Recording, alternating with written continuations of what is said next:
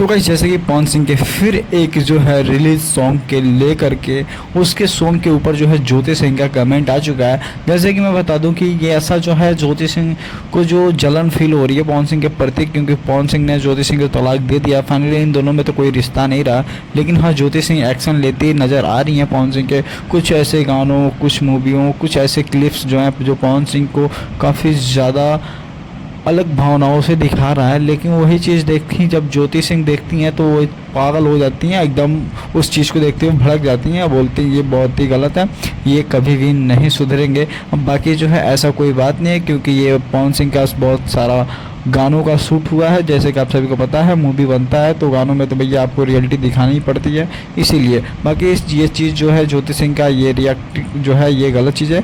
बाकी वो अभी इस टाइम ज्योति सिंह अपने इलेक्शन में काफ़ी ज़्यादा बिजी हैं और पवन सिंह अपने भी काम में बहुत ही ज़्यादा बिजी हैं। तो गाइस मैं बता दूं, अगर आप लोग हमारे वीडियो पे और हमारे चैनल पे न्यू है तो प्लीज़ चैनल को सब्सक्राइब कीजिए, बाकी लाइक कीजिए, कमेंट करके ज़रूर बताइए कैसा